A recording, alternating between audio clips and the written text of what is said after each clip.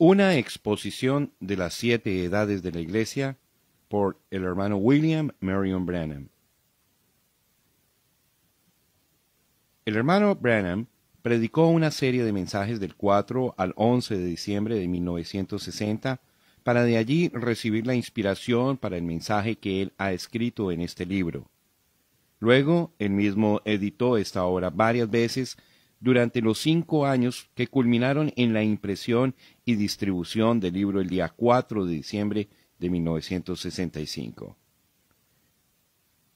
Introducción. Aunque este libro se interesará con diversas doctrinas mayores, como la deidad, bautismo en agua, etc., halladas en el libro de Apocalipsis, capítulos 1 al 3, su tema principal es la promulgación de un estudio detallado de las 7 edades de la Iglesia. Esto es necesario para estudiar y entender el resto de Apocalipsis, porque de las edades vienen los sellos, y de los sellos vienen las trompetas, y de las trompetas vienen las copas. Como la primera explosión de una vela romana, las edades de la Iglesia llegan con una poderosa iluminación inicial, sin la cual no podría haber más luz. Pero ya una vez que la brillantez de las 7 edades de la Iglesia es dada por revelación divina, sigue luz sobre luz hasta que en la revelación completa se abre ampliamente ante nuestros ojos maravillados y nosotros, edificados y purificados por medio de su Espíritu, somos alistados para la gloriosa aparición de Jesucristo, nuestro Señor y Salvador, el único Dios verdadero. Esta composición está escrita en primera persona, como es un mensaje de mi corazón a los corazones del pueblo. Se han tomado grandes cuidados en poner en mayúscula todos los nombres, títulos y pronombres que tienen relación a la deidad, y también las palabras Biblia, Escritura y la palabra, como sólo es justo hablando de la majestad y la persona de Dios y su santa palabra. Mi oración es que la bendición de Dios repose sobre cada creyente y que la iluminación del Espíritu sea la porción especial de cada uno. William Marion Branham. Capítulo 1. La revelación de Jesucristo. La revelación de Jesucristo que Dios le dio para manifestar a sus siervos las cosas que deben suceder pronto, y la declaró enviándola por medio de su ángel a su siervo Juan, que ha dado testimonio de la palabra de Dios y del testimonio de Jesucristo y de todas las cosas que ha visto. Bienaventurado el que lee y los que oyen las palabras de esta profecía y guardan las cosas en ella escritas, porque el tiempo está cerca. Juan, a las 7 iglesias que están en Asia, gracia y paz a vosotros, del que es, y que era, y que ha de venir, y de los 7 espíritus que están delante de su trono, y de Jesucristo, el testigo fiel, el primogénito de los muertos, y el soberano de los reyes de la tierra, al que nos amó, y nos lavó de nuestros pecados con su sangre, y nos hizo reyes y sacerdotes para Dios, su Padre. A él sea gloria e imperio por los siglos de los siglos. Amén. He aquí que viene con las nubes, y todo ojo le verá, y los que le traspasaron, y todos los linajes de la tierra harán lamentación por él.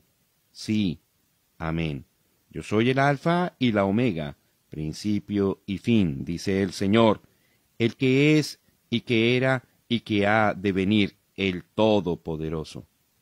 Yo, Juan, vuestro hermano, y copartícipe vuestro en la tribulación, en el reino y en la paciencia de Jesucristo, estaba en la isla llamada Patmos, por causa de la palabra de Dios y el testimonio de Jesucristo. Yo estaba en el Espíritu en el día del Señor, y oí detrás de mí una gran voz como de trompeta que decía: Yo soy el Alfa y la Omega, el primero y el último. Escribe en un libro lo que ves, y envíalo a las 7 iglesias que están en Asia, a Éfeso, Esmirna, Pérgamo, Tiatira, Sardis, Filadelfia y la Odisea. Y me volví para ver la voz que hablaba conmigo, y vuelto vi 7 candeleros de oro, y en medio de los 7 candeleros a uno semejante al Hijo del Hombre, vestido de una ropa que llegaba hasta los pies y ceñido por el pecho con un cinto de oro. Su cabeza y sus cabellos eran blancos como blanca lana, como nieve, sus ojos como llama de fuego, y sus pies semejantes al bronce bruñido, refulgente como en un horno, y su voz como estruendo de muchas aguas. Tenía en su diestra 7 estrellas. De su boca salía una espada aguda de 2 filos, y su rostro era como el sol cuando resplandece en su fuerza. Cuando le vi, caí como muerto a sus pies, y él puso su diestra sobre mí, diciéndome, no temas, yo soy el primero y el último, y el que vivo, y estuve muerto, mas he aquí que vivo por los siglos de los siglos. Amén. Y tengo las llaves de la muerte y del Hades. Escribe las cosas que has visto, y las que son, y las que han de ser después de estas. El misterio de las 7 estrellas que has visto en mi diestra, y de los 7 candeleros de oro. Las 7 estrellas son los ángeles de las 7 iglesias, y los 7 candeleros que has visto son las 7 iglesias. Apocalipsis 1, versículos 1 al 20. Introducción al capítulo 1. La revelación de Jesucristo que Dios le dio para manifestar a sus siervos las cosas que deben suceder pronto, y la declaró enviándola por medio de su ángel a su siervo Juan, que ha dado testimonio de la palabra de Dios, y del testimonio de Jesucristo, y de todas las cosas que ha visto. Bienaventurado el que lee, y los que oyen las palabras de esta profecía, y guardan las cosas en ella escritas, porque el tiempo está cerca. Apocalipsis, capítulo 1, versículos 1 al 3. El escriba, no el autor de este libro, es San Juan el Divino. Historiadores concuerdan en que él vivió la última parte de su vida en Éfeso, aunque para el tiempo de la escritura de este libro él estaba en la isla de Patmos. Este libro no es la historia de la vida de Juan, sino la revelación de Jesucristo en las edades futuras de la Iglesia. En el versículo 3 es llamado una profecía, y así es precisamente. Casi siempre este libro es llamado la revelación de San Juan, pero eso es incorrecto. Es la revelación de Jesucristo dada a Juan para los cristianos de todas las edades. Es el único libro en toda la Biblia que está escrito por Jesús mismo, presentándose personalmente a un escriba. Es el último libro de la Biblia, sin embargo, relata el principio y el final de las dispensaciones del Evangelio. Ahora, la palabra griega para revelación es apocalipse, que quiere decir quitar el velo. Quitando el velo se ilustra perfectamente en el caso de un escultor mostrando su obra esculpida, exponiéndola al espectador.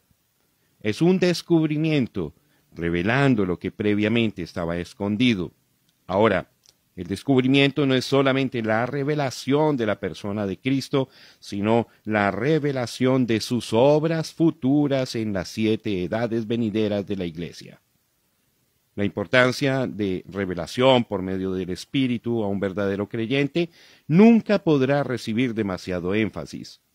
La revelación significa más para usted que quizás usted se da cuenta. Ahora, yo no estoy hablando de este libro de Apocalipsis y usted, pero estoy hablando de toda revelación, y es tremendamente importante para la Iglesia. ¿Recuerda usted la pregunta que Jesús le hizo a sus discípulos? ¿Quién dicen los discípulos que es el Hijo del Hombre? Ellos dijeron, unos Juan el Bautista, otros Elías y otros Jeremías o alguno de los profetas. Él les dijo, ¿y vosotros quién decís que soy yo? Respondiendo, Simón Pedro dijo, tú eres el Cristo, el Hijo del Dios viviente. Entonces le respondió Jesús, Bienaventurado eres, Simón, hijo de Jonás, porque no te lo reveló carne ni sangre, sino mi Padre que está en los cielos. Y yo también te digo que tú eres Pedro, y sobre esta roca edificaré mi iglesia, y las puertas del Hades no prevalecerán contra ella. Mateo 16, 13 al 18. Los católicos romanos dicen que la iglesia está edificada sobre Pedro. Ahora, eso es verdaderamente carnal. ¿Cómo podría Dios edificar la iglesia sobre un hombre tan indeciso que negó al Señor Jesús y aún maldijo al hacerlo? Dios no puede edificar su iglesia sobre ningún hombre nacido de pecado, y no fue sobre alguna piedra por allí, como si Dios hubiese santificado la tierra en ese lugar. Tampoco es como dicen los protestantes, que la iglesia está edificada sobre Jesús. Fue sobre la revelación. Léalo así como está escrito. No te lo reveló carne ni sangre, sino mi Padre te lo ha revelado, y sobre esta piedra, revelación, edificaré mi iglesia. La iglesia está edificada sobre revelación, sobre el así dice el Señor. ¿Cómo supo Abel que debía hacer para ofrecer un sacrificio perfecto a Dios? Por fe él recibió la revelación de la sangre. Caín no recibió tal revelación, aunque sí tenía un mandamiento. Así que él no podía ofrecer un sacrificio correcto. Fue una revelación de parte de Dios lo que hizo la diferencia y concedió a Abel la vida eterna. Ahora, usted puede recibir lo que dice el pastor o lo que el seminario enseña, y aunque se lo enseñen con la mayor elocuencia, pero hasta que Dios no le revele a usted que Jesús es el Cristo, y que usted es purificado por la sangre, y que Dios es su Salvador, usted nunca tendrá la vida eterna. Consiste en la revelación espiritual. Ahora, he dicho que este libro de Apocalipsis es la revelación de Jesús y lo que Él está haciendo en las iglesias a través de las 7 edades. Es una revelación porque los mismos discípulos no conocían estas verdades registradas. No les habían sido previamente reveladas. Usted recuerda que vinieron a Jesús en el libro de los Hechos y le preguntaron, ¿restituirás el reino a Israel en este tiempo? Y él les dijo, no os toca a vosotros saber los tiempos o las sazones. Aquellos hombres todavía estaban pensando en Jesús con un reino terrenal, pero era un reino espiritual el que él iba a edificar. Aún él no les podía declarar su posición en el reino porque el Padre no se lo había revelado. Pero después de su muerte y resurrección, y en este preciso tiempo de su ministerio de intercesión, él puede mostrar aquí, en esta revelación de sí mismo a Juan, lo que haría y significaría su gloria y presencia en la iglesia. En esta revelación él nos dice cuál será el final del diablo. Nos dice cómo es que va a lidiar con el diablo y echarlo en el lago de fuego. Él revela el final de los impíos, los cuales siguen a Satanás, y Satanás odia eso. ¿Ha notado usted cómo Satanás odia 2 libros de la Biblia más que todos los demás? Por medio de teólogos liberales y científicos falsos, él siempre está atacando el libro del Génesis y el libro de Apocalipsis. En ambos libros hallamos el origen de Satanás, sus obras terribles y también su destrucción. Por eso es que él los ataca. Él aborrece ser descubierto, y en estos libros él ha sido descubierto exactamente como es. Jesús dijo a Satanás, él no tiene parte conmigo, y yo no tengo parte con él. Al diablo le gustaría probar que no es así, pero no puede. Por lo tanto, hace todo lo que puede para destruir confianza en la palabra. Pero cuando la iglesia descree a Satanás y cree la revelación de la palabra por medio del Espíritu, entonces las puertas del infierno no pueden prevalecer contra ella. Permítame incluir aquí un ejemplo de mi propio ministerio, si no es de más. Todos saben que este don que se manifiesta en mi vida es sobrenatural. Es un don por el cual el Espíritu Santo puede discernir las enfermedades y los pensamientos de los corazones de los hombres y otras cosas escondidas que sólo Dios podría saber. Y entonces me las revela. Quisiera que usted pudiera estar conmigo y ver el rostro de la gente cuando Satanás sabe que va a ser descubierto. Ahora, no me estoy refiriendo a la gente. Es que Satanás ha dominado sus vidas por medio del pecado, la indiferencia y la enfermedad. Pero ojalá usted pudiera ver sus rostros. Satanás sabe que va a ser descubierto y cambios tan raros se manifiestan en los rostros de las personas. Satanás tiene miedo. Él sabe que el Espíritu de Dios está a punto de mostrar sus obras al pueblo. Por eso es que él odia tanto estas reuniones. Satanás odia cuando se mencionan nombres y se revelan enfermedades. Ahora, ¿qué es esto? No es adivinación de los pensamientos ajenos, no es telepatía, ni tampoco es brujería. Es una revelación por medio del Espíritu Santo. Esa es la única manera por la cual yo lo puedo saber. Desde luego, la mente carnal lo llamará de todo, menos el Espíritu Santo. Permítame mostrarle otra razón por la cual Satanás odia este libro de la revelación de Jesucristo en la iglesia. Él sabe que Jesucristo es el mismo ayer y hoy y por los siglos y que no cambia. Lo sabe mejor que el 90% de los teólogos. Él sabe que así como Dios es inmutable en su naturaleza, Él es igual de inmutable en sus modos. Por lo tanto, Satanás sabe de seguro que la iglesia original de Pentecostés, con el poder de Dios, Marcos 16 en operación, es la iglesia verdadera que Jesús reclama como suya. Todo lo demás es falso, tiene que ser. Ahora, recuerde esto. Cristo en la iglesia verdadera es la continuación del libro de los Hechos. Pero el libro de Apocalipsis muestra cómo es que el espíritu del anticristo entraría en la iglesia y la corrompería, convirtiéndola así en una iglesia tibia, formal y sin poder.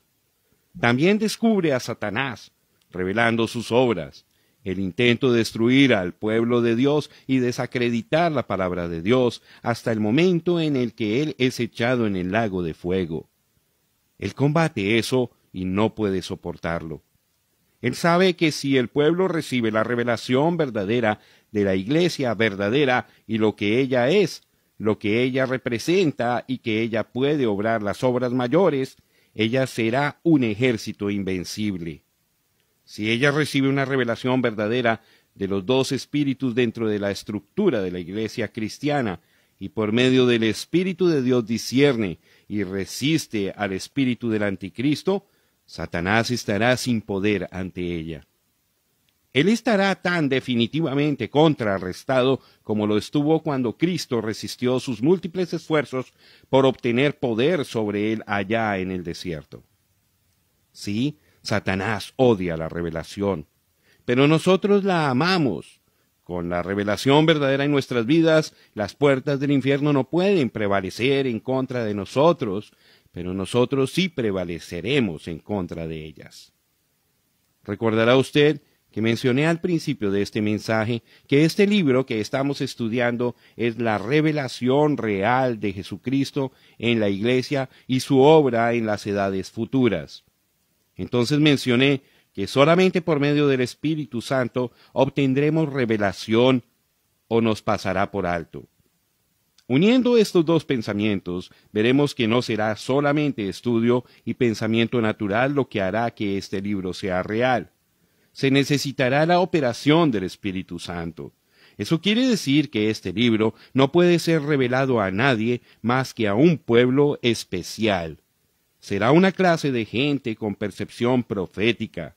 Se necesitará la habilidad de poder oír de Dios. Se necesitará instrucción sobrenatural y no ser solamente un estudiante comparando versículo con versículo, aunque eso está bien. Pero un misterio requiere la enseñanza del Espíritu o nunca será claro. ¿Cómo necesitamos oír de Dios y abrir nuestros corazones y llegar a estar rendidos al Espíritu para oír y entender? Como ya he dicho, Este libro, Apocalipsis, es la consumación de las Escrituras.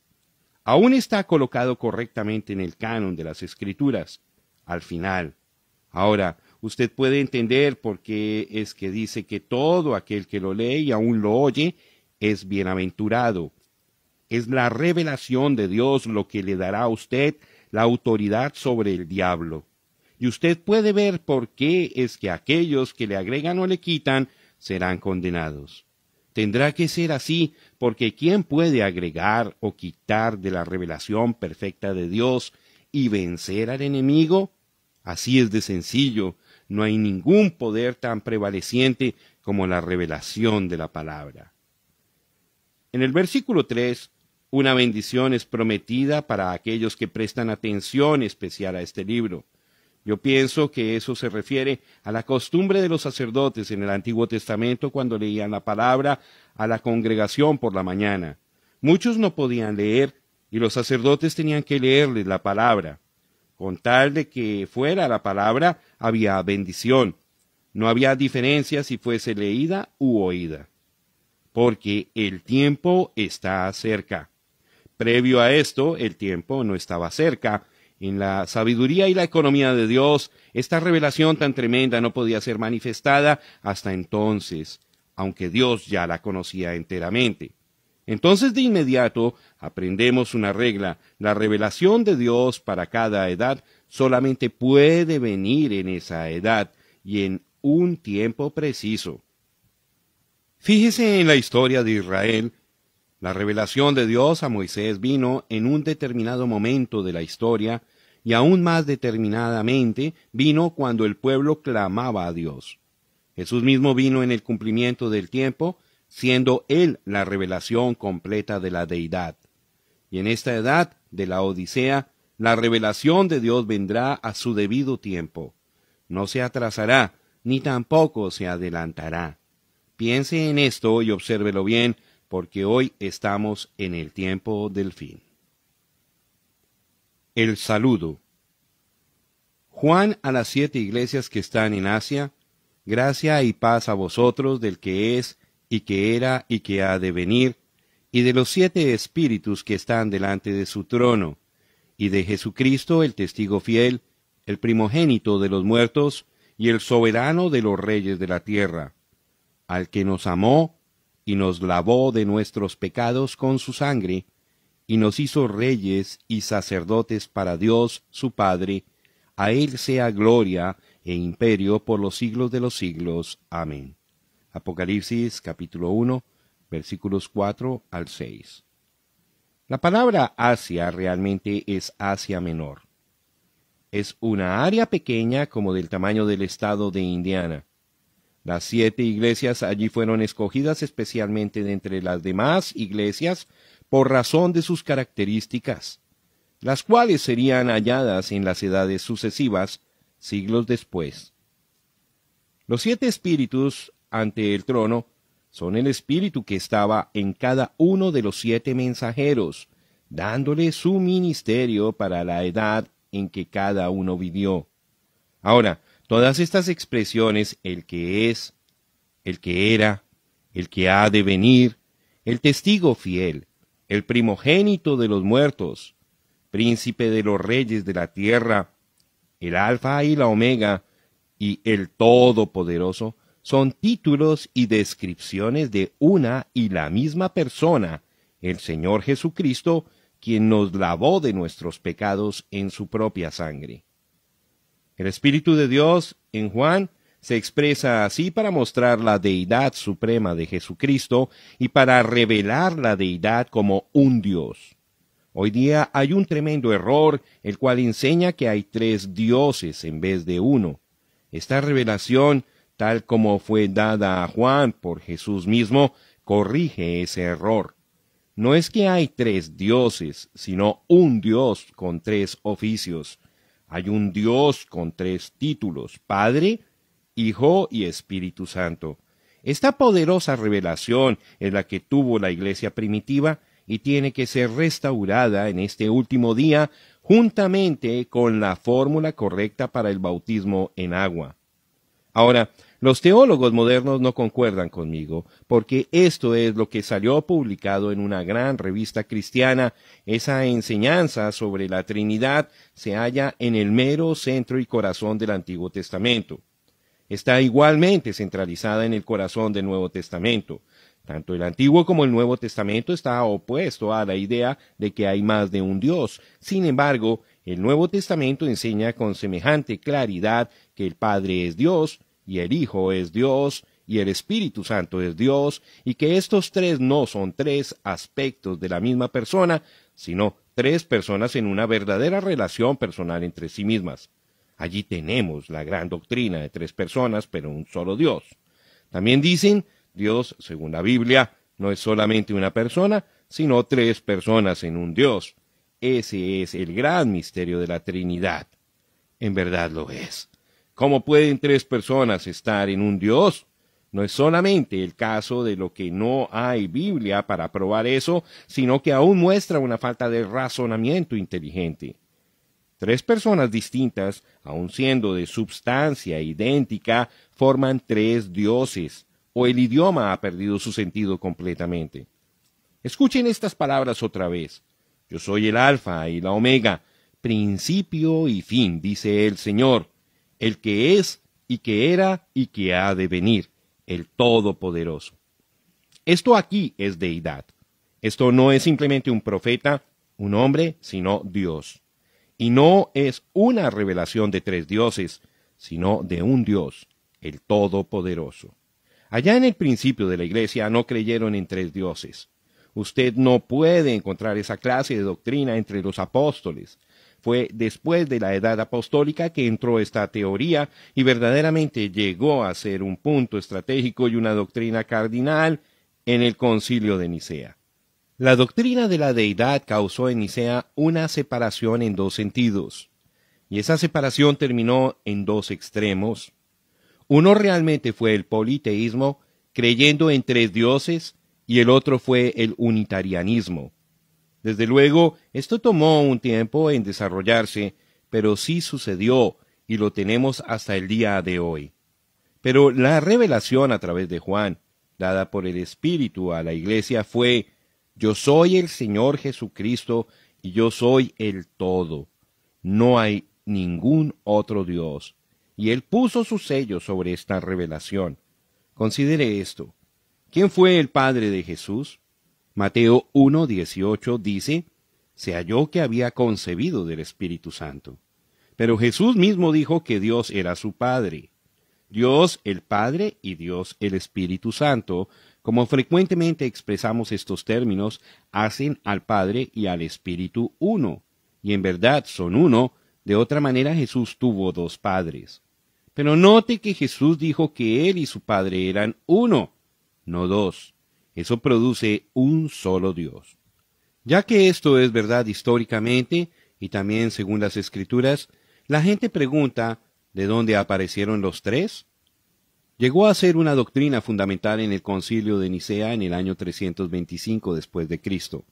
Esta Trinidad, una palabra que no aparece en ninguna parte de las Escrituras, fue basada en la gran cantidad de dioses que tenían en Roma. Los romanos tenían muchos dioses a los cuales oraban. También oraban a sus antepasados por considerarlos como mediadores. Solamente fue un hecho para dar nombres nuevos a dioses antiguos, y ahora tenemos santos para hacerlo más bíblico. Así que en vez de Júpiter, Venus, Marte, etc., tenemos a Pablo, Pedro, Fátima, Cristóbal, etcétera, etcétera. Ellos no podían hacer que su religión pagana funcionara con un solo Dios, por lo tanto lo dividieron en tres, e hicieron intercesores de los santos, igual como lo habían hecho con sus antepasados. Desde entonces, el mundo no ha podido comprender que hay solamente un Dios con tres oficios o manifestaciones. Saben que hay un Dios según las Escrituras, pero procuran formar la teoría fantástica de que Dios es como un racimo de uvas, tres personas con la misma divinidad distribuida igualmente entre todas. Pero aquí, en Apocalipsis, dice plenamente que Jesús es, el que era, el que ha de venir.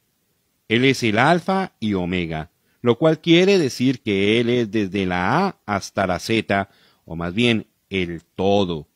Él es todo, el Todopoderoso.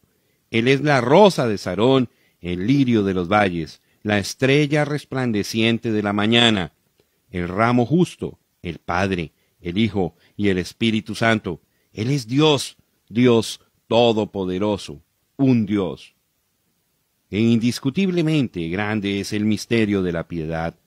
Dios fue manifestado en carne, justificado en el Espíritu, visto de los ángeles, predicado a los gentiles, creído en el mundo, recibido arriba en gloria. Primera de Timoteo, capítulo 3, versículo 16. Esto es lo que dice la Biblia. Aquí no dice nada de primera, segunda o tercera persona. Dice que Dios fue manifestado en carne, un Dios. Aquel un Dios fue manifestado en carne. Eso debiera poner fin al asunto. Dios vino en forma humana. Eso no le hizo otro Dios. Él era Dios, el mismo Dios. Fue una revelación entonces y es una revelación hoy. Un solo Dios. Volvamos a la Biblia para ver lo que Él era en el principio, según la revelación que Él dio de sí mismo. El gran Jehová apareció a Israel en una columna de fuego. Como el ángel del pacto, Él vivió en esa columna de fuego y guió a Israel diariamente. En el templo Él anunció su venida con una gran nube.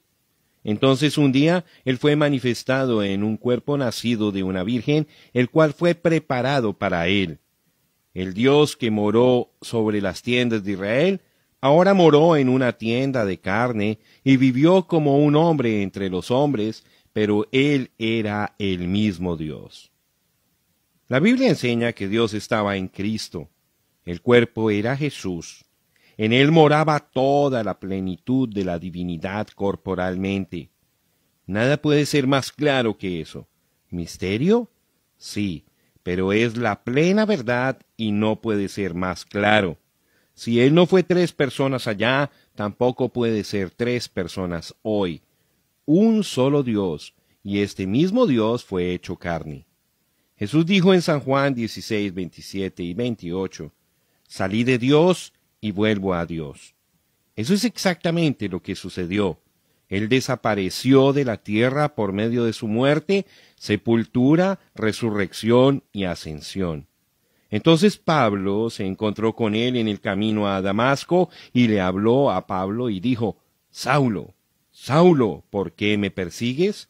Pablo dijo, «¿Quién eres, Señor?»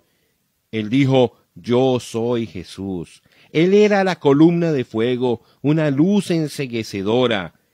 Él se había vuelto exactamente como dijo que haría. Volvió a la forma que era antes de venir a morar en un tabernáculo de carne. Así es exactamente como lo vio Juan.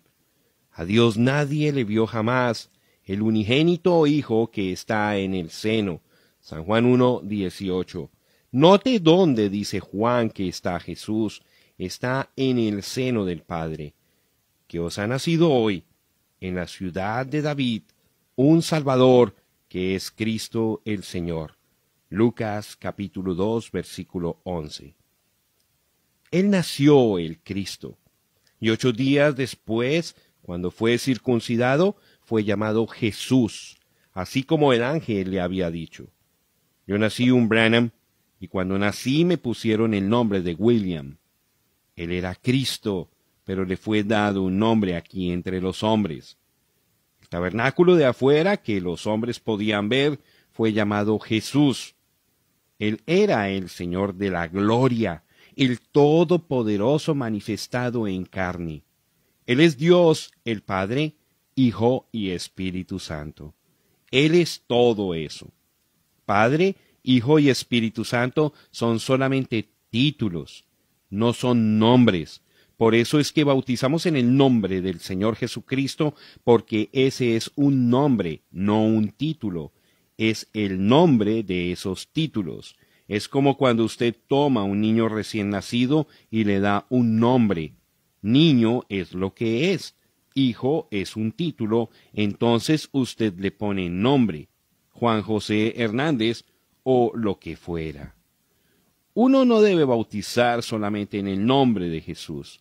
Hay miles de Jesuses en el mundo y también los hubo antes de Jesús, nuestro Salvador.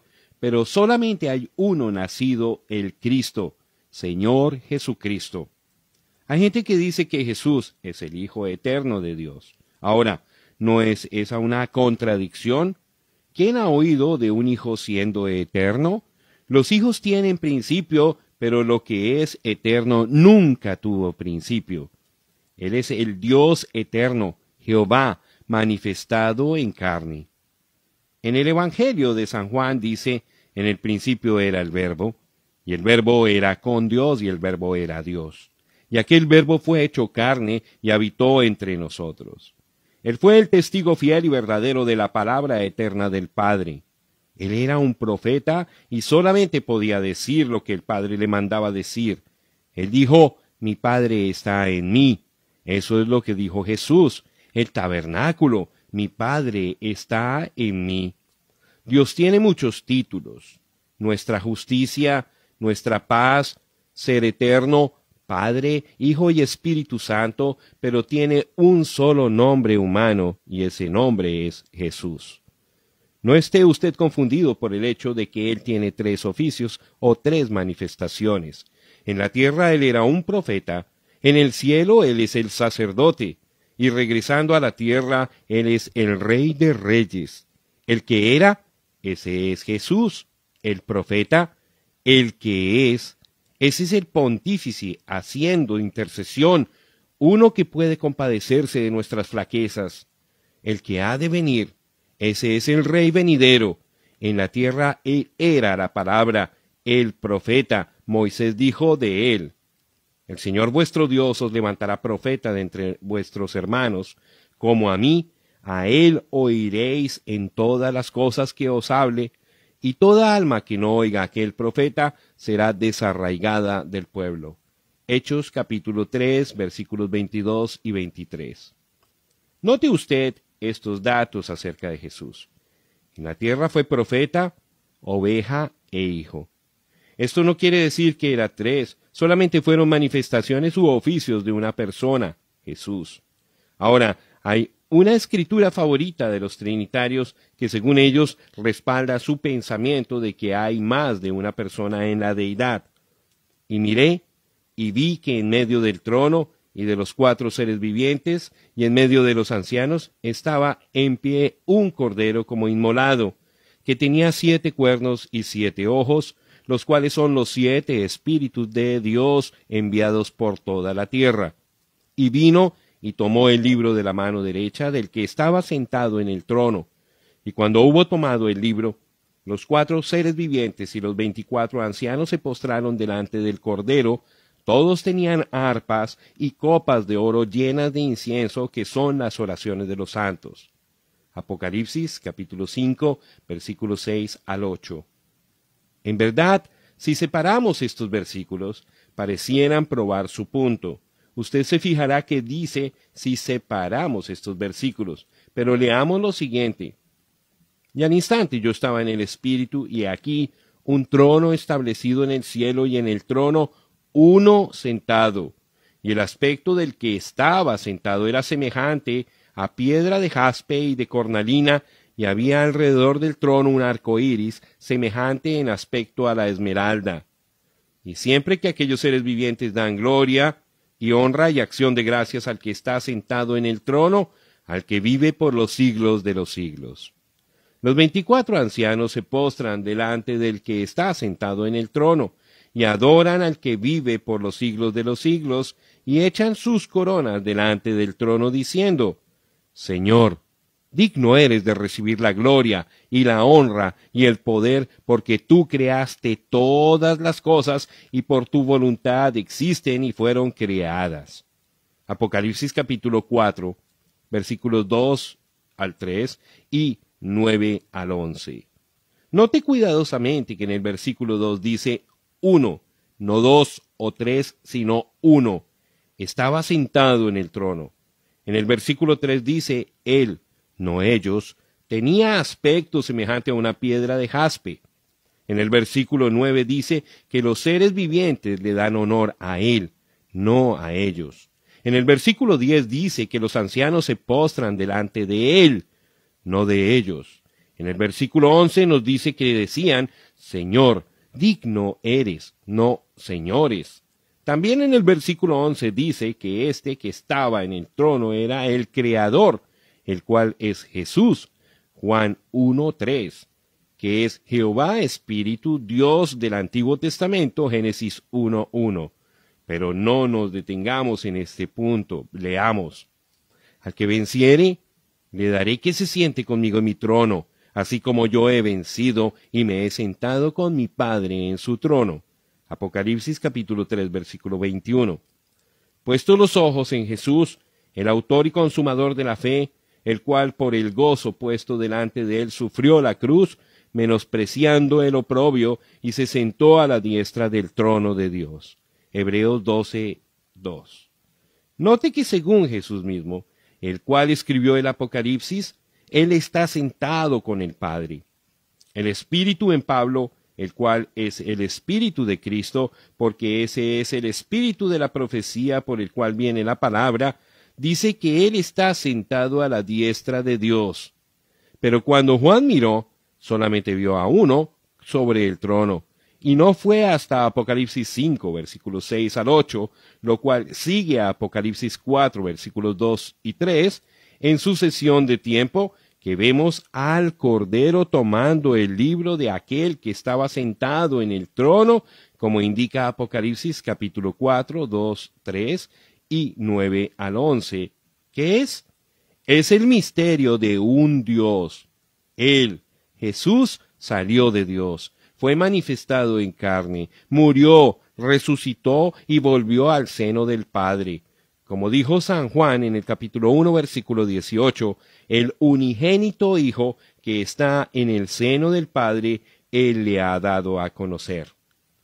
Ahora era tiempo para que Dios, el Mesías, volviera para recoger a su novia y luego presentarse, darse a conocer a Israel. Así que vemos a Dios viniendo nuevamente para tomar una relación humana con el hombre como el hijo de David, Rey de reyes y Señor de señores, y como el novio de la novia gentil. No son dos dioses, sino simplemente un solo Dios, manifestando sus poderosos oficios y títulos triples.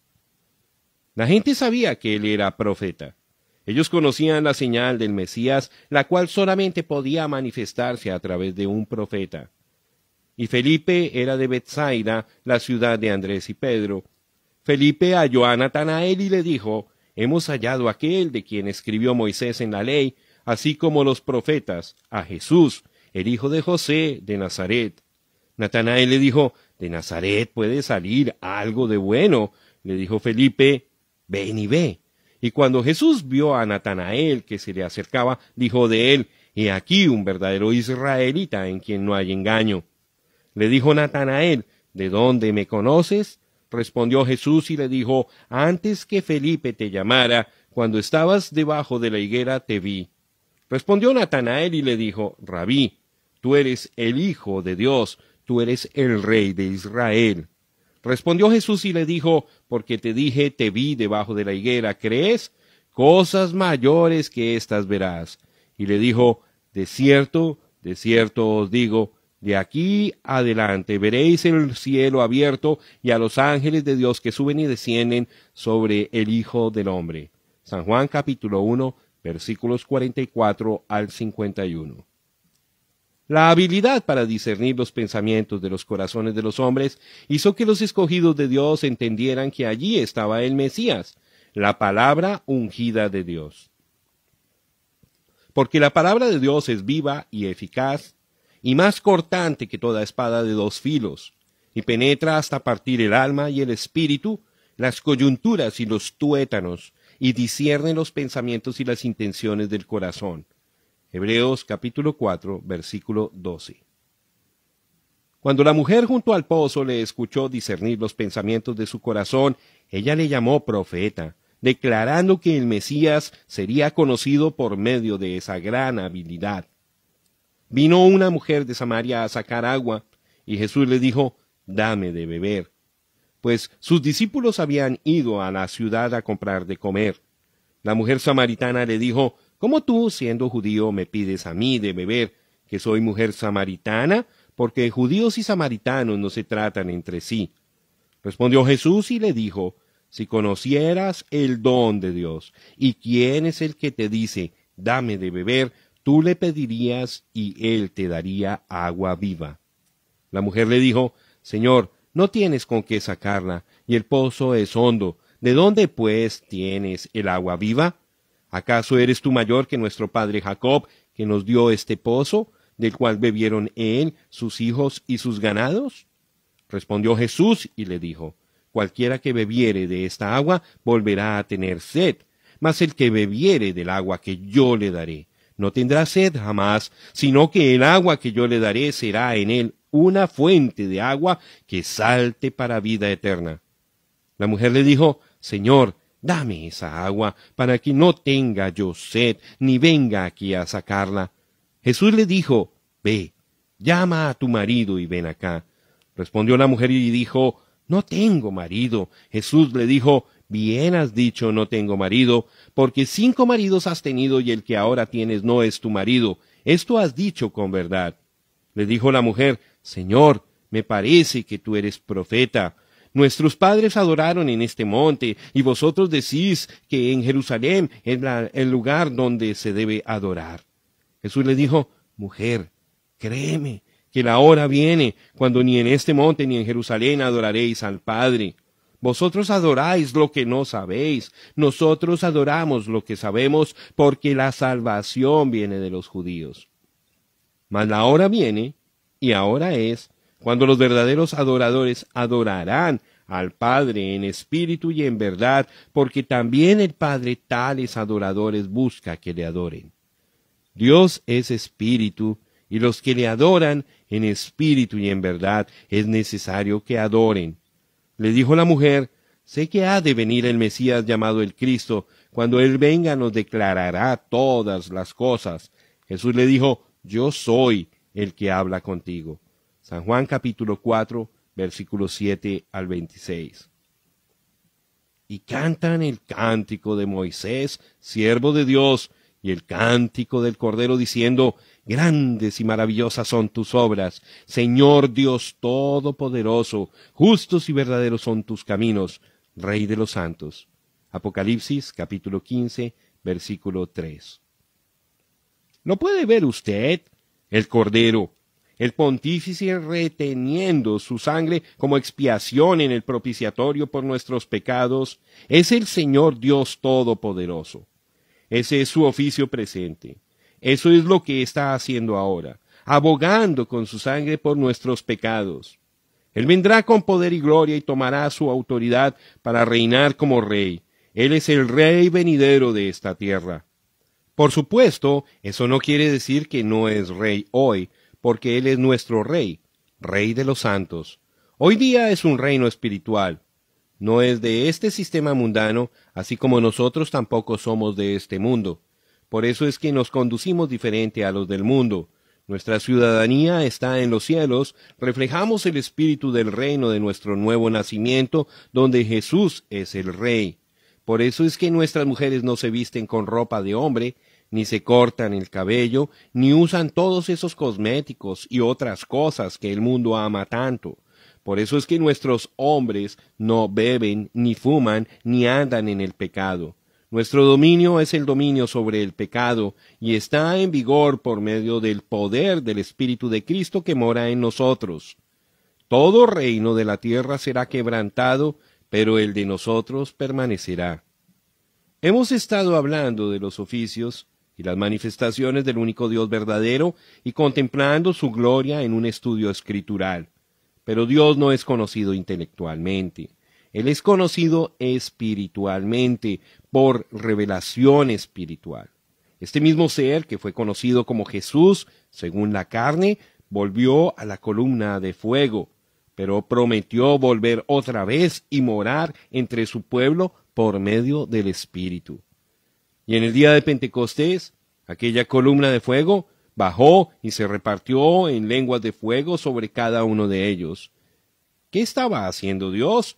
Se estaba repartiendo a sí mismo entre la iglesia, dando a todos aquellos hombres y aquellas mujeres una parte de sí mismo. Él se repartió entre la iglesia igual como dijo que lo haría. Y yo rogaré al Padre, y os dará otro consolador para que esté con vosotros para siempre, el Espíritu de verdad, al cual el mundo no puede recibir, porque no le ve ni le conoce, pero vosotros le conocéis, porque mora con vosotros y estará en vosotros. No os dejaré huérfanos, vendré a vosotros. Todavía un poco, y el mundo no me verá más, pero vosotros me veréis, porque yo vivo, vosotros también viviréis. En aquel día, vosotros conoceréis que yo estoy en mi Padre, y vosotros en mí, y yo en vosotros. El que tiene mis mandamientos y los guarda, ese es el que me ama, y el que me ama será amado por mi Padre, y yo le amaré, y me manifestaré a él. Le dijo Judas, no el Iscariote, Señor, ¿cómo es que te manifestarás a nosotros y no al mundo? Respondió Jesús y le dijo, el que me ama, mi palabra guardará, y mi Padre le amará, y vendremos a él, y haremos morada con él. San Juan capítulo 14, versículos 16 al 23.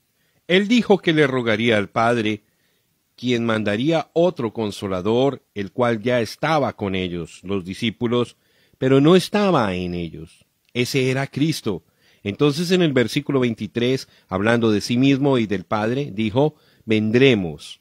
Allí está, el Espíritu está viniendo, el mismo Espíritu de Dios que fue manifestado como Padre y como Hijo, y también se manifestará en los muchos, un Dios que es Espíritu.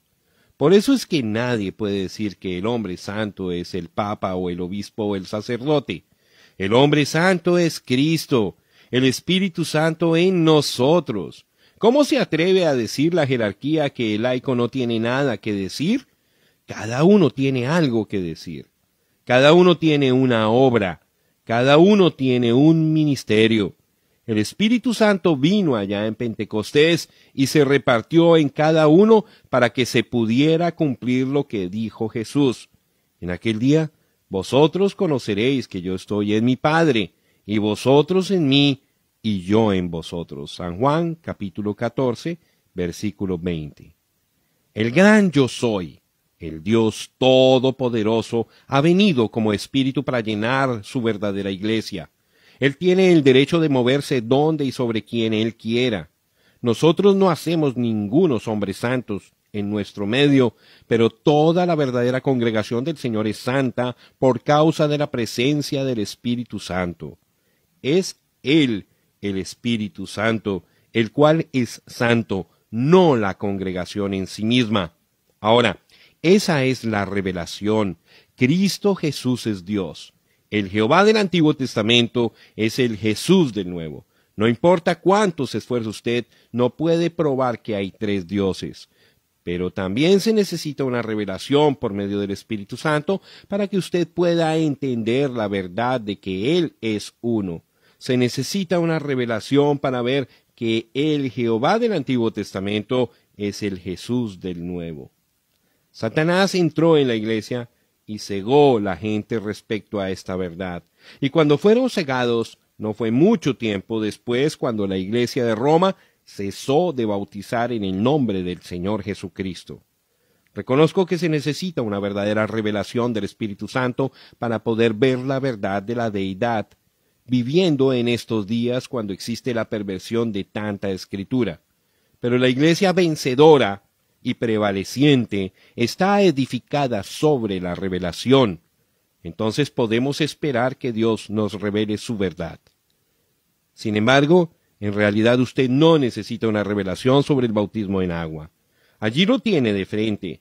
¿Sería posible, aun por un minuto, que los apóstoles fueran desviados del mandamiento directo del Señor que bautizaran en el nombre del Padre, del Hijo y del Espíritu Santo, y entonces encontrarlos en desobediencia voluntaria?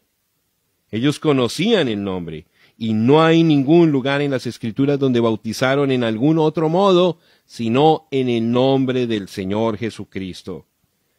el sentido común le diría a uno que el libro de los Hechos es la iglesia en acción. Y si así bautizaron, entonces así es como se debe bautizar. Ahora, si usted piensa que eso es fuerte, ¿qué piensa de esto? Cualquiera que no había sido bautizado en el nombre del Señor Jesús tenía que ser bautizado de nuevo. Y aconteció que entre tanto que Apolos estaba en Corinto, Pablo, andadas las regiones superiores, vino a Éfeso y hallando a ciertos discípulos, les dijo: ¿Habéis recibido el Espíritu Santo después que creísteis? Y ellos le dijeron: Antes ni aún hemos oído si hay Espíritu Santo. Entonces dijo: ¿En qué pues sois bautizados? Y ellos dijeron: En el bautismo de Juan. Y dijo Pablo: Juan bautizó con bautismo de arrepentimiento, diciendo al pueblo que creyesen en el que había de venir después de él, es a saber, en Jesús el Cristo. Oído que hubieron esto, fueron bautizados en el nombre del Señor Jesús. Y habiéndoles impuesto Pablo las manos, vino sobre ellos el Espíritu Santo, y hablaban en lenguas y profetizaban. Hechos capítulo 19, versículos 1 al 6. Antigua versión. Allí está. Esta buena gente de Éfeso había oído de un Mesías venidero. Juan se lo había predicado. Ellos fueron bautizados en el bautismo del arrepentimiento para remisión de pecados, mirando hacia adelante, hacia la creencia en Jesús. Pero ahora era tiempo de mirar para atrás, hacia Jesús, y ser bautizados para perdón de los pecados. Era tiempo de recibir el Espíritu Santo. Y cuando fueron bautizados en el nombre del Señor Jesucristo, Pablo impuso sus manos sobre ellos y el Espíritu Santo cayó sobre ellos. Ahora, estas gentes de Éfeso eran unas personas muy finas, y si algunos tenían el derecho de sentirse tranquilos, serían ellos. Fíjese hasta dónde habían progresado. Habían llegado hasta el punto de aceptar el Mesías que estaba por venir. Lo estaban esperando, pero ¿no puede ver usted que a pesar de todo esto, se les escapó? Él había venido y se había ido. Ellos tenían necesidad de ser bautizados en el nombre del Señor Jesucristo. Ellos tenían necesidad de ser llenados con el Espíritu Santo. Y si usted ha sido bautizado en el nombre del Señor Jesucristo, Dios le llenará con su Espíritu. Esa es la palabra. Hechos capítulo 19, versículo 6, fue el cumplimiento de: Pedro les dijo: Arrepentíos y bautícese cada uno de vosotros en el nombre de Jesucristo para perdón de los pecados, y recibiréis el don del Espíritu Santo. Hechos capítulo 2, versículo 38. ¿Lo puede ver? Pablo, por medio del Espíritu Santo, dijo exactamente lo que dijo Pedro por medio del Espíritu Santo. Y lo que fue dicho no se puede cambiar. Tiene que ser lo mismo desde Pentecostés hasta que el último escogido haya sido bautizado. Mas si aún nosotros o un ángel del cielo os anunciare otro evangelio diferente del que os hemos anunciado, sea anatema. Gálatas capítulo 1 versículo 8. Algunos de ustedes de la unidad bautizan equivocadamente. Ustedes bautizan para la regeneración, como si siendo sumergidos en agua los salvará. La regeneración no viene por medio del agua, es una obra del Espíritu. El hombre que por inspiración del Espíritu Santo dio el mandamiento: arrepentíos y bautícese cada uno de vosotros en el nombre del Señor Jesús, no dijo que el agua regeneraba. Él dijo que sólo era la evidencia de una buena conciencia delante de Dios. Eso era todo. El bautismo que corresponde a esto ahora nos salva, no quitando las inmundicias de la carne, sino como la aspiración de una buena conciencia hacia Dios por la resurrección de Jesucristo. Primera de Pedro capítulo 3 versículo 21. Yo así lo creo. Y si alguien tiene alguna idea falsa de que la historia puede probar el bautismo en agua de cualquier otro modo que no sea en el nombre del Señor Jesucristo, yo le aconsejo que lea los registros históricos y vea por sí mismo. Lo siguiente es el registro verídico de un bautismo que tuvo lugar en Roma en el año 100 después de Cristo y fue publicado en la revista Time el 5 de diciembre de 1955. El diácono alzó su mano y Publio Decius entró por la puerta del bautisterio. Parado en el bautisterio, con el agua hasta la cintura, estaba Marcos Vasca, el vendedor de madera. Él tenía una sonrisa mientras Publio llegó a su lado en el bautisterio. —¿Credis? —le preguntó. —Credo —respondió Publio—. Yo creo que mi salvación viene de Jesús el Cristo, quien fue crucificado bajo Poncio Pilato. Con él he muerto para que con él pueda tener vida eterna. Entonces él sintió los brazos que le sostenían mientras él se dejaba caer hacia atrás en el bautisterio y oyó la voz de Marcos en su oído. Yo te bautizo en el nombre del Señor Jesús. Mientras el agua fría se cerró sobre él. Hasta el tiempo en que se extravió la verdad, y no volvió sino hasta esta última edad, desde Nicea hasta el comienzo de este siglo, bautizaron en el nombre del Señor Jesucristo, pero ha vuelto. Satanás no puede impedir la revelación cuando el Espíritu la quiere dar. Sí, si hubieran 3 dioses, uno bien podría bautizar para un Padre, un Hijo y un Espíritu Santo, pero la revelación dada a Juan fue que hay un solo Dios, y su nombre es el Señor Jesucristo. Por lo tanto, se bautiza para un Dios y solamente uno. Por eso es que Pedro bautizó en esa manera allá en Pentecostés.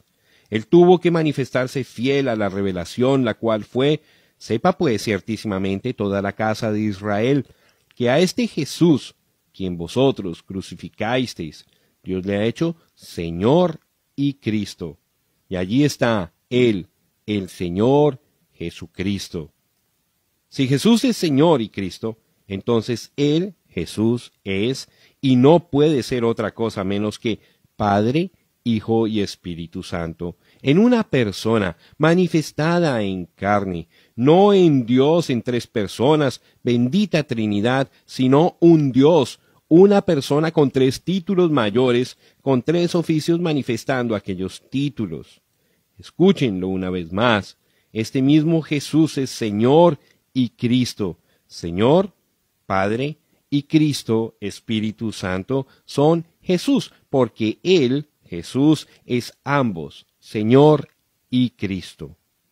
Si eso no nos muestra la verdadera revelación de la deidad, entonces nada lo hará. Señor no es otro, Cristo no es otro. Este Jesús es el Señor Jesucristo, un solo Dios. Un día Felipe le dijo a Jesús, Señor, muéstranos al Padre y nos basta. Jesús le dijo, ¿tanto tiempo hace que estoy con vosotros y no me has conocido? El que me ha visto al Padre. ¿Cómo pues dices tú, muéstranos el Padre? Yo y mi Padre uno somos. Yo cité eso una vez y una dama dijo, un momento, señor Branham, usted y su esposa son uno. Y dije, pero no de esa manera. Ella dijo, ¿cómo dice usted? Dije, ¿usted me ve a mí? Ella dijo, sí. Le pregunté, ¿ve usted a mi esposa? Ella dijo, no. Dije, entonces esa unidad es de otra clase, porque él dijo, cuando me veis a mí, veis al Padre. El profeta dijo que habría luz en el tiempo de la tarde. En un himno está escrito, habrá luz en el tiempo del atardecer. La vía a la gloria seguramente hallarás. Por la vía del agua está la luz para hoy, sepultados en el precioso nombre de Jesús. Jóvenes y ancianos, arrepiéntanse de sus pecados. El Espíritu Santo de seguro recibirán. La luz del atardecer ha venido. Es un hecho que Dios y Cristo uno son. No hace mucho yo estaba hablando con un rabí judío. Él me dijo, ustedes los gentiles no pueden dividir a Dios en 3 partes y dárselo así a un judío. Nosotros tenemos mejor conocimiento que eso. Le dije, rabí, esa es la cosa. Nosotros no dividimos a Dios en 3 partes. Usted cree a los profetas, ¿verdad? Él dijo, seguro que sí. Le pregunté, ¿cree usted Isaías 9:6? Respondió, sí. Pregunté, ¿de quién estaba hablando el profeta? Dijo, del Mesías. Dije, ¿qué relación tendrá el Mesías con Dios? Él dijo, será Dios mismo. Dije, eso es correcto. Amén. Usted no puede dividir a Dios en tres personas o tres partes. Usted no puede decirle a un judío que hay un Padre, un Hijo y un Espíritu Santo. Él le dirá a usted rápidamente de dónde vino esa idea. Los judíos saben que esta doctrina fue establecida en el Concilio de Nicea. Con razón nos censuran como paganos. Nosotros hablamos de un Dios que no cambia. Los judíos creen eso también, pero la Iglesia cambió su Dios invariable de 1 a 3. Pero la luz está volviendo al atardecer. Cuán admirable es que esta verdad ha venido en el tiempo en el que los judíos están regresando a la Palestina. Dios y Cristo uno son. Este Jesús es Señor y Cristo. Juan tuvo la revelación y Jesús era la revelación, y él se produjo a sí mismo aquí en la Escritura. Yo soy el que era, el que es y el que ha de venir, el Todopoderoso. Amén. Si la revelación está fuera de su alcance, entonces mire hacia arriba y pídasela a Dios. Esa es la única manera por la cual usted la llegará a recibir. Una revelación tiene que venir de Dios. Nunca viene por la vía humana o por dones humanos, sino por la dotación espiritual. Usted puede aprender las Escrituras de memoria, y aunque sería algo maravilloso, esa no es la respuesta. Tiene que ser una revelación de Dios. Dice en la palabra que ningún hombre puede decir que Jesús es el Cristo, sino por el Espíritu Santo. Usted tiene que recibir el Espíritu Santo, y solamente entonces es cuando el Espíritu le puede dar a usted la revelación de que Jesús es el Cristo, Dios, el ser ungido. Ningún hombre conoce las cosas de Dios, solamente el Espíritu de Dios y aquel a quien el Espíritu de Dios se lo revela. Nosotros necesitamos orar a Dios en busca de revelación más que cualquier otra cosa en el mundo. Hemos aceptado la Biblia y hemos aceptado las maravillosas verdades allí contenidas, pero para la mayoría de la gente todavía no es genuinamente efectiva porque no hay revelación del Espíritu. La palabra no ha sido vivificada. La Biblia dice en 2 de Corintios, capítulo 5, versículo 21, que nosotros hemos sido hechos la justicia de Dios por medio de nuestra unión con Jesucristo. ¿Lo entendió usted? Dice que nosotros somos la mera justicia de Dios mismo, al estar en Cristo. Dice que Él, Jesús, fue hecho pecado por nosotros.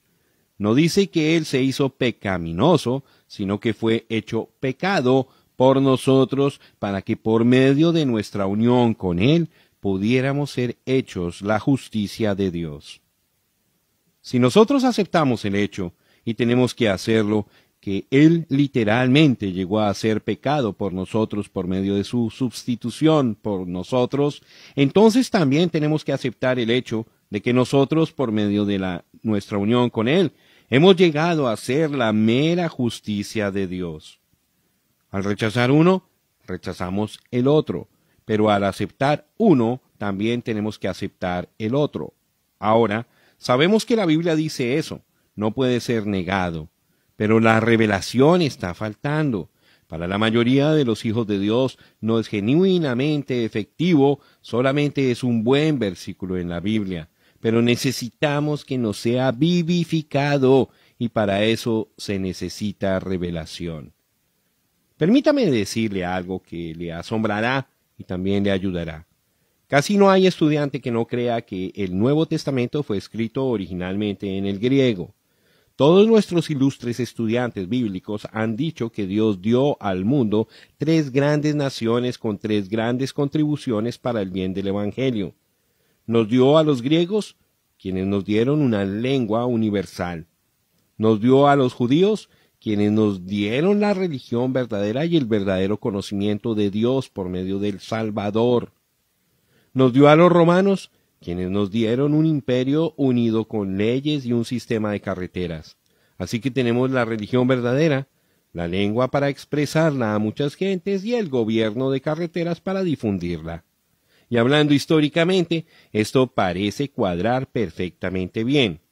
Y hoy día Nuestros estudiantes griegos dicen que la lengua griega de los días bíblicos es tan perfecta y tan exacta que si el estudiante griego es un gramático puntual y perfeccionado, verdaderamente puede saber exactamente lo que enseña la palabra del Nuevo Testamento.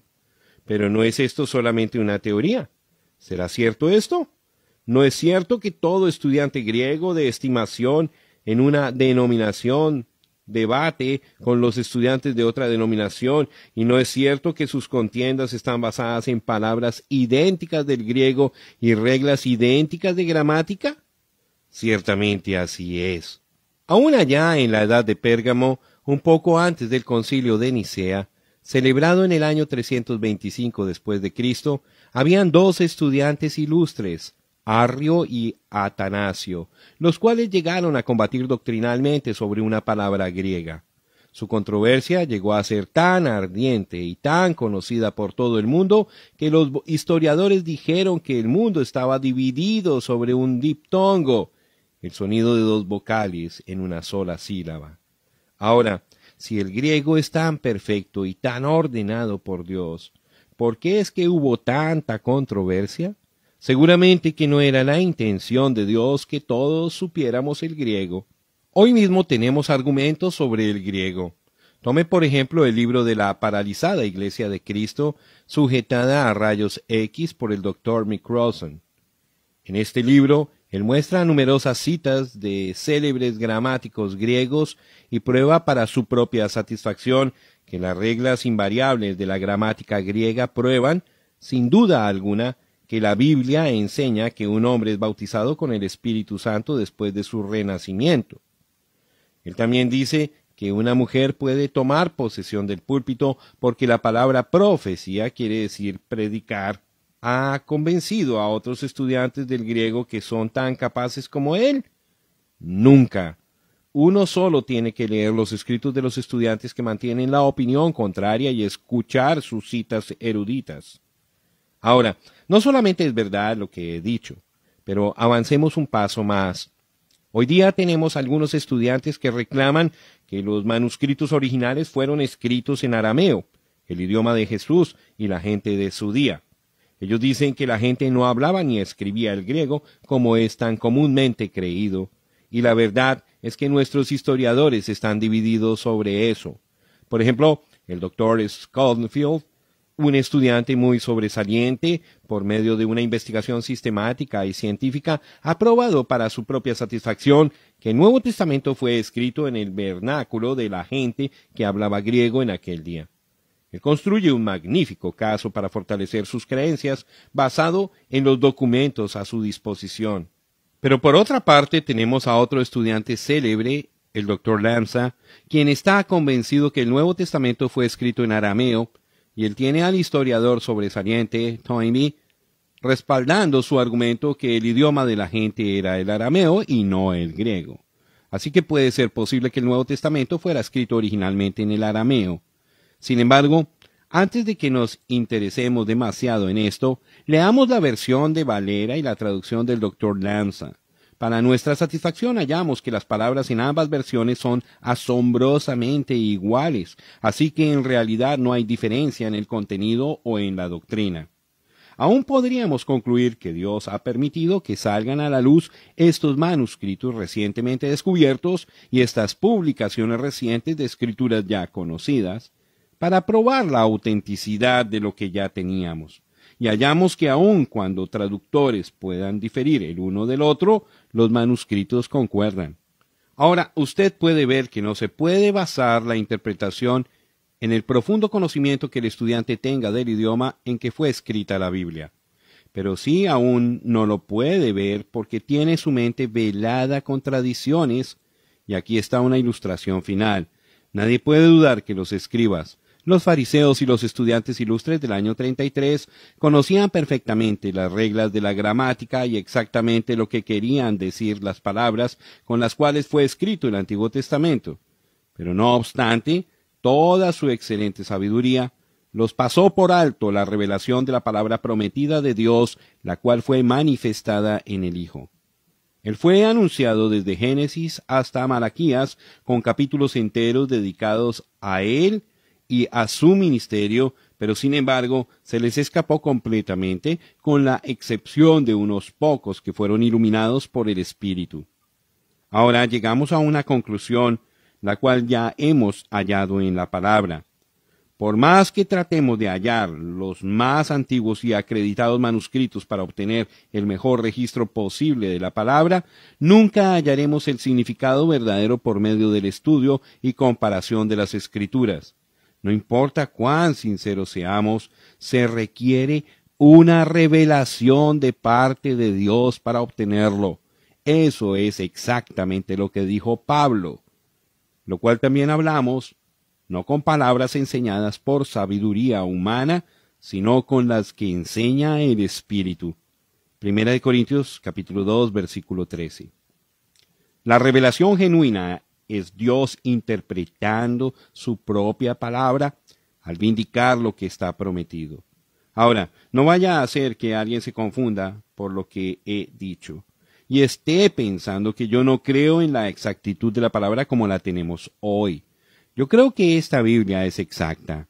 Jesús autenticó cabalmente el Antiguo Testamento cuando anduvo en la tierra, y aquello fue recopilado igual como fue el Nuevo Testamento.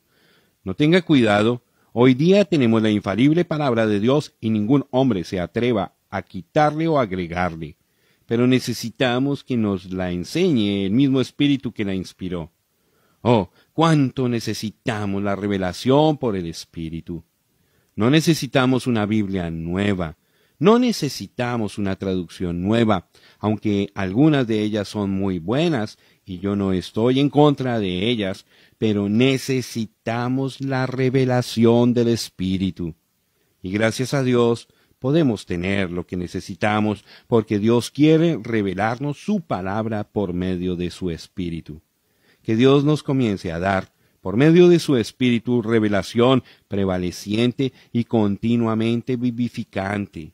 Oh, si la Iglesia tan solo pudiera obtener una revelación fresca, y por medio de ella llegar a ser la palabra viva, manifestada, haríamos las obras mayores y glorificaríamos a Dios nuestro Padre, que está en el cielo. Libertado del pecado, al que nos amó y nos lavó de nuestros pecados con su sangre. Apocalipsis capítulo 1, versículo 5. La palabra lavado en realidad es libertado. Nos ha libertado de nuestros pecados por su sangre. ¿No es maravilloso? ¿Pero tiene usted mente espiritual? ¿Lo discernió usted?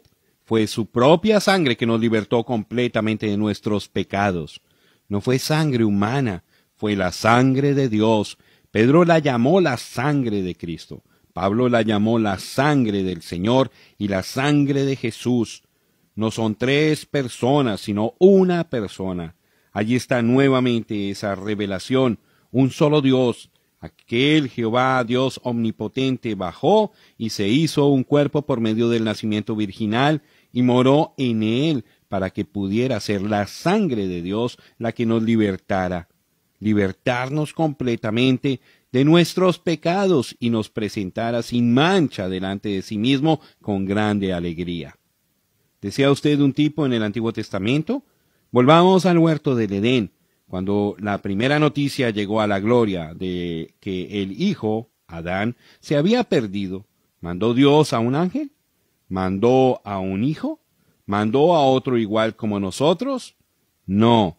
Él mismo vino para redimir a aquel hijo perdido. ¡Aleluya! Dios no confió su plan de salvación a otro, solamente confiaba en sí mismo. Dios fue hecho carne y habitó entre nosotros y nos redimió para Él mismo. Somos salvos por la sangre de Dios. El Dios eterno habitó en un cuerpo mortal para quitar el pecado. Él llegó a ser el Cordero para derramar su sangre y entrar con ella detrás del velo.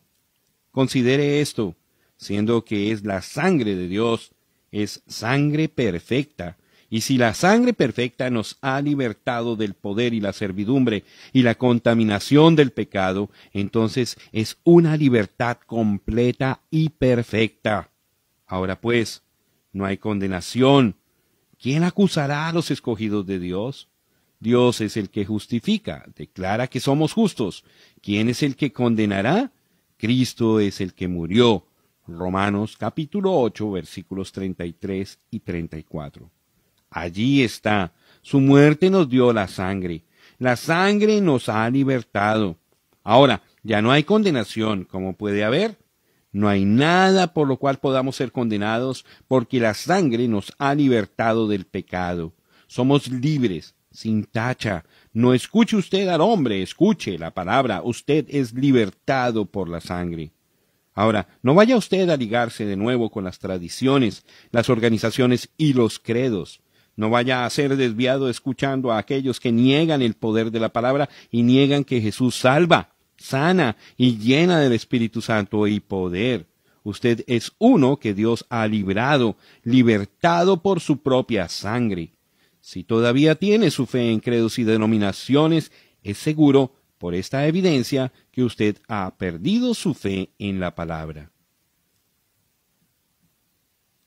Reyes y sacerdotes. Y nos hizo reyes y sacerdotes para Dios, su Padre. A Él sea gloria e imperio por los siglos de los siglos. Amén. Apocalipsis capítulo 1, versículo 6. Él nos ha hecho. Hay ciertas verdades que debemos acentuar. Esta es una de ellas. Él nos ha hecho. Salvación es obra de Él. La salvación pertenece al Señor. Es completamente por gracia. Él nos redimió con un propósito. Él nos compró con un propósito. Somos reyes espirituales.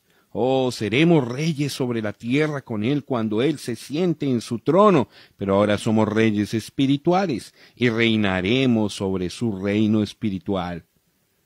Pues si por la transgresión de uno solo reinó la muerte, mucho más reinarán en vida por uno solo, Jesucristo, los que reciben la abundancia de la gracia y del don de la justicia. Romanos capítulo 5, versículo 17. El cual nos ha librado de la potestad de las tinieblas y trasladado al reino de su amado Hijo. Colosenses capítulo 1, versículo 13. Ahora mismo reinamos con Cristo, teniendo dominio sobre el pecado, el mundo, la carne y el diablo, mostrando su alabanza y su gloria, el mismo mostrándose porque es Cristo en nosotros, efectuando el querer y el hacer por su buena voluntad.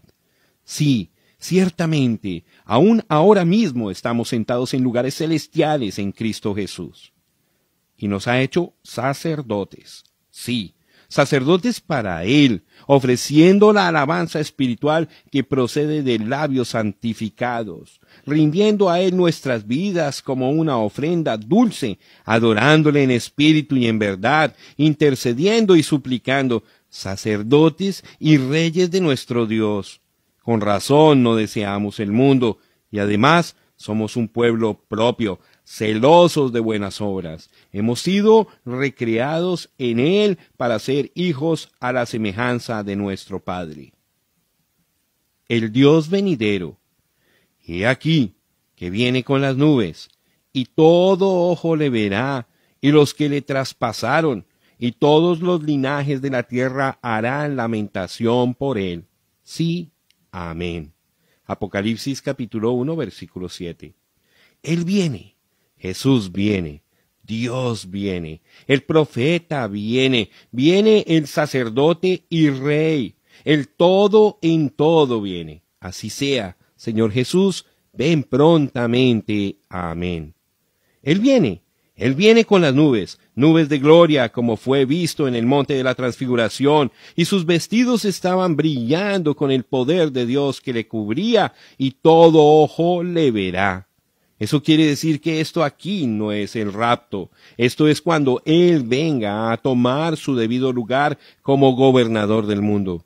Entonces es cuando aquellos que le han traspasado con sus credos y doctrinas denominacionales se lamentarán y toda la gente llorará atemorizada por causa de Él, el cual es la palabra. Este es el relato en Apocalipsis de Zacarías 12, versículos 9 al 14, Zacarías profetizó esto hace 2500 años. Está casi a punto de suceder. Escuche. Y en aquel día yo procuraré destruir a todas las naciones que vinieron contra Jerusalén, y derramaré sobre la casa de David y sobre los moradores de Jerusalén espíritu de gracia y de oración, y mirarán a mí, a quien traspasaron. Zacarías capítulo 12, versículos 9 y 10. Ahora, ¿cuándo volverá el Evangelio a los judíos? Cuando se haya terminado el día de los gentiles. El Evangelio está listo para volver a los judíos. Oh, si tan solo les pudiera decir algo que está a punto de suceder ahora mismo. Esta gran cosa que está a punto de suceder recorrerá hasta Apocalipsis 11, y aquellos dos testigos, aquellos dos profetas, Moisés y Elías, llevarán el Evangelio de nuevo a los judíos. Estamos listos, todo está en orden. Así como los judíos trajeron el Evangelio a los gentiles, igualmente los gentiles se lo llevarán de regreso a los judíos, y el rapto acontecerá. Ahora, recuerden lo que hemos leído en Apocalipsis y en Zacarías. Ambas cosas vienen directamente después de la tribulación. La iglesia del primogénito no pasa por la tribulación. Lo sabemos, la Biblia lo enseña. En aquel tiempo, dice que Dios va a derramar su espíritu sobre la casa de Israel. Es el mismo espíritu que fue derramado sobre los gentiles en su día. Y mirarán a mí, a quien traspasaron, y llorarán como se llora por hijo unigénito, afligiéndose por él como quien se aflige por el primogénito. En aquel día habrá gran llanto en Jerusalén, como el llanto de Adadrimón en el valle de Megiddo. Y la tierra lamentará cada linaje aparte, los descendientes de la casa de David por sí, y sus mujeres por sí, los descendientes de la casa de Natán por sí, y sus mujeres por sí. Zacarías capítulo 12, versículos 10 al 12. Cada una de las casas por sí, cuando Él venga en las nubes de gloria en su segunda venida. Aquellos judíos que le horadaron le verán como dice en otra escritura, y le preguntarán, ¿qué heridas son estas en tus manos? Y Él responderá, con ellas fui herido en casa de mis amigos. Zacarías capítulo 13, versículo 6. No será un tiempo de tristeza solamente para los judíos que le rechazaron como el Mesías, sino también para los gentiles que se habrán quedado y que le rechazaron como Salvador en este día. Habrá llanto y lamentación. Las vírgenes fatuas estarán lamentándose. Ellas representan la iglesia que rechazó obtener el aceite, símbolo del Espíritu Santo, para sus lámparas, símbolo del cuerpo o lo que retiene el aceite, hasta que fue demasiado tarde. Eran personas buenas, eran vírgenes, y eso significa una categoría moral muy alta. Pero no tenían aceite en sus lámparas, por lo tanto fueron echadas en las tinieblas de afuera, donde está el lloro y el crujir de dientes. En el libro de Génesis, capítulo 45, podemos tipificar esto con José, cuando él se encontró con sus hermanos en Egipto y se dio a conocer a ellos. No podía ya José contenerse delante de todos los que estaban al lado suyo, y clamó, «Haced salir de mi presencia a todos». Y no quedó nadie con él al darse a conocer José a sus hermanos. Entonces se dio a llorar a gritos, y oyeron los egipcios, y oyó también la casa de Faraón. Y dijo José a sus hermanos, «Yo soy José, ¿vive aún mi padre?» Y sus hermanos no pudieron responderle, porque estaban turbados delante de él. Entonces dijo José a sus hermanos, «Acercaos ahora a mí». Y ellos se acercaron, y él dijo, «Yo soy José, vuestro hermano, el que vendisteis para Egipto. Ahora pues, no os entristezcáis, ni os pese de haberme vendido acá, porque para preservación de vida me envió Dios delante de vosotros. Pues ya ha habido 2 años de hambre en medio de la tierra, y aún quedan 5 años en los cuales ni habrá arada ni siega. Y Dios me envió delante de vosotros para preservaros posteridad sobre la tierra y para daros vida por medio de gran liberación. Génesis capítulo 45, versículos 1 al 7. Ahora, ¿no cuadra eso perfectamente con Zacarías 12? Uniendo estas dos porciones, sin duda, obtendremos exactamente la verdad. Cuando José era aún muy joven, fue odiado por sus hermanos. ¿Por qué fue odiado por sus hermanos? Porque él era espiritual. No fue culpa de él que viera aquellas visiones, ni que soñara aquellos sueños e interpretara.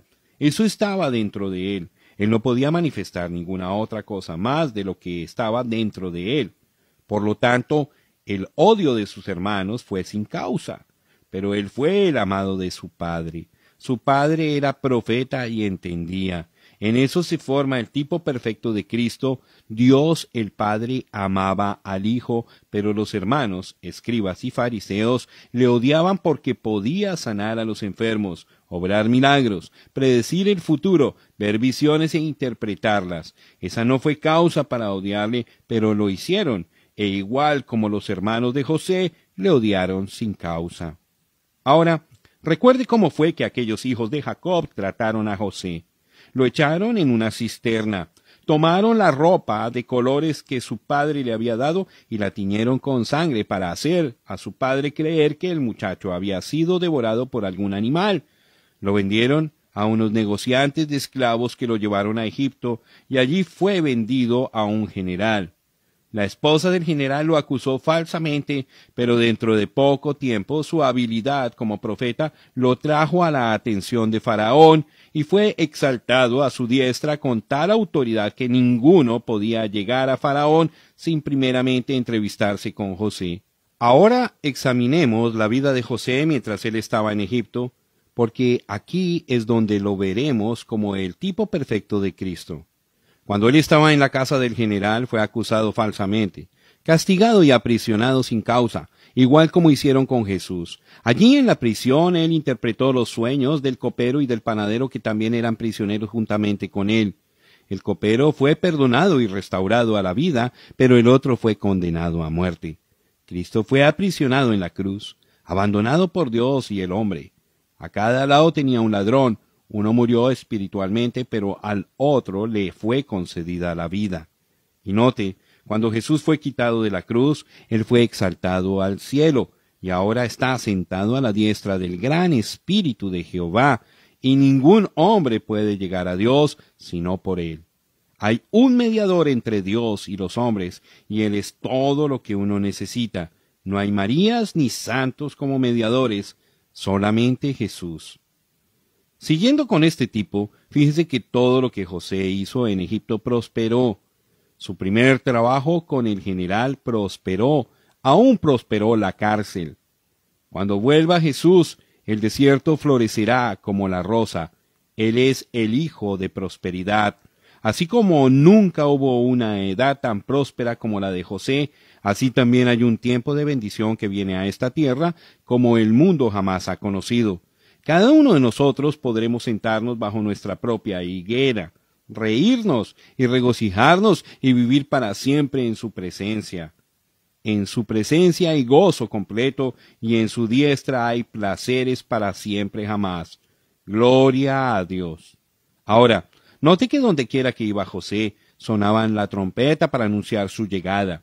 La gente gritaba, doblen la rodilla delante de José. Sin importar lo que estuvieran haciendo, cuando la trompeta sonaba, todos doblaban la rodilla. Alguien podría haber estado vendiendo algo en la calle, y era el momento de tomar el dinero, pero él tenía que suspender la venta y doblar la rodilla cuando sonaba aquella trompeta. Si él aún fuera un actor, él tenía que suspender su acto y doblar la rodilla a José cuando su presencia fuese anunciada con esa llamada de trompeta. Y uno de estos días, todo lo que es tiempo cesará cuando la trompeta de Dios sonará, y los muertos en Cristo resucitarán, y el alba eterna romperá en claridad. Entonces toda rodilla se doblará, porque está escrito. Por lo cual Dios también le exaltó hasta lo sumo, y le dio un nombre que es sobre todo nombre, para que en el nombre de Jesús se doble toda rodilla de lo que están en los cielos y en la tierra y debajo de la tierra, y toda lengua confiese que Jesucristo es el Señor, para gloria de Dios Padre. Filipenses capítulo 2, versículos 9 al 11. Pero note otra revelación gloriosa en esta tipificación de José. Mientras estaba en Egipto, le fue dado una novia gentil, y en la unión con ella tuvo 2 hijos, Manasés y Efraín. José le pidió a su padre que bendijera a los 2 muchachos. Él los colocó frente a Jacob para que Manasés, el primogénito, estuviera a la diestra de Jacob y Efraín a la siniestra. Cuando Jacob estaba a punto de bendecirlos, cruzó las manos colocando la mano derecha sobre el menor. José clamó: «No así, padre mío, este es el primogénito a tu derecha». Pero Jacob dijo: «Dios cruzó mis manos». Aquí en tipo vemos que la bendición que pertenecía al primogénito, el judío, fue dada al menor, el gentil, por medio de la cruz, manos cruzadas del Señor Jesucristo. La bendición viene por medio de la cruz. Cristo nos redimió de la maldición de la ley, hecho por nosotros maldición, porque está escrito: «Maldito todo el que es colgado en un madero», para que en Cristo Jesús la bendición de Abraham alcanzase a los gentiles, a fin de que por la fe recibiésemos la promesa del Espíritu. Gálatas capítulo 3 versículos 13 y 14. La bendición de Abraham vino por medio de la cruz y a los gentiles. Los judíos rechazaron la cruz, por lo tanto, Jesús obtuvo la novia gentil. Ahora, volvamos a la historia de José encontrándose con sus hermanos. Usted recordará que no todos los hermanos vinieron. José sabía eso e insistió en que todos los hermanos aparecieran ante él. De otra manera no podía darse a conocer ante ellos. Al fin y al cabo trajeron al que había faltado, Benjamín. Fue el pequeño Benjamín, el hermano de José, de sangre pura, que hizo arder su alma. Y cuando nuestro José, Jesús, venga al pueblo que ha guardado los mandamientos de Dios, los cuales han regresado a la Palestina, su alma arderá. El pequeño Benjamín fue tipo de los 144,000 israelitas de toda la tierra que han vuelto a la Palestina para su redención. Ellos estarán allí listos para recibirle. Quien conociendo acertadamente es vida eterna, ellos dirán: «Este es nuestro Dios a quien hemos esperado». Entonces verán al que traspasaron, y ellos le preguntarán: «¿De dónde vienen estas heridas tan terribles? ¿Cómo sucedió?». Y llorarán, y se lamentarán cada familia por sí, todos por sí en la angustia de su tristeza. Ahora, ¿dónde estará la novia gentil mientras Jesús se está dando a conocer a sus hermanos? Recuerden que la novia de José, juntamente con los dos niños, estaban en el palacio, porque José había ordenado: «Haced salir a todos de mi presencia». Así que la novia gentil estaba segura en el palacio de José. ¿A dónde irá la novia gentil en el rapto? Al palacio. La novia será quitada de la tierra. Ella será levantada antes de la gran tribulación para encontrar a su Señor en el aire. Por 3 años y medio, mientras la ira de Dios es derramada sobre la tierra, ella estará en la gran cena de la boda del Cordero. Entonces Él volverá dejando su novia en la casa de su padre para darse a conocer a sus hermanos. En ese mismo tiempo será roto el pacto del anticristo que los judíos han hecho con Roma. Entonces Roma y sus aliados mandarán sus tropas para destruir a todos los judíos que temen a Dios y que se mantienen con la palabra. Pero al llegar a la ciudad para destruirla, aparecerá en los cielos la señal de la venida del Hijo del Hombre con sus ejércitos poderosos para destruir a aquellos que han estado destruyendo la tierra. Con el enemigo derrotado, Jesús entonces viene y se presenta a los 144,000. Habiendo visto sus obras poderosas de salvación, han llegado a conocer su poder, pero también viendo sus heridas y sabiendo que ellos le habían rechazado hasta ese momento, les causa llanto en la agonía del terror y temor, así como hicieron sus hermanos cuando vinieron ante José. Se atemorizaron, pensando que él les daría muerte, pero como dijo José: «No os pese de haberme vendido acá». Está bien, Dios estaba en todo esto. Él lo hizo para preservación de vida. Asimismo Jesús les hablará palabras de paz y amor. ¿Por qué rechazaron los judíos a Jesús? Dios estaba en todo eso. Fue la única manera para Él poder sacar a la novia gentil. Él murió en la cruz para preservar la vida de la iglesia gentil. Ahora, estos 144,000 no forman parte de la novia. En Apocalipsis 14:4 son llamadas vírgenes y siguen al Cordero donde quiera que fuere. El hecho de que no se hayan contaminado con mujeres prueba que son eunucos. Mateo capítulo 19, versículo 12. Los eunucos eran los que guardaban las cámaras de los desposados. Eran siervos. Note que ellos no se sientan en el trono, pero están delante del trono.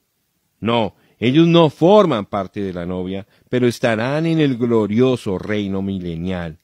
Entonces vemos que cuando este remanente de Israel haya sido unido en amor al Señor y el enemigo haya sido destruido, Dios preparará su monte santo, su nuevo huerto del Edén para la novia y los siervos de él y ella, para la luna de miel de 1000 años sobre la tierra. Como Adán y Eva que estuvieron en el huerto y no terminaron los 1000 años, ahora Jesús, nuestro último Adán, y su Eva, la iglesia verdadera, cumplirán todo el plan de Dios. Oh, cómo se repite la Biblia. La escena de José y sus hermanos está a punto de repetirse, porque Jesús viene pronto. Y al terminar el tipo de José, hay una cosa más que quiero traer a su atención acerca de este tiempo del fin. Recuerde cuando José habló con sus hermanos y Benjamín no estaba con ellos, él les habló por medio de un intérprete, aunque sabía el hebreo perfectamente bien. Él habló a sus hermanos en otro idioma. ¿Sabía usted que la primera edad gentil, la cabeza de oro, la edad de Babilonia, terminó con un mensaje en lenguas escrito en la pared? Esta edad terminará de la misma manera. La abundancia de lenguas en este día es otra prueba de que los tiempos de los gentiles han terminado y Dios está volviendo a Israel. Él viene pronto, el Alfa y Omega, el profeta, sacerdote y rey, el Todopoderoso, el Señor Dios de los ejércitos, viene pronto. Sea así, Señor Jesús, el único Dios verdadero. Ven prontamente.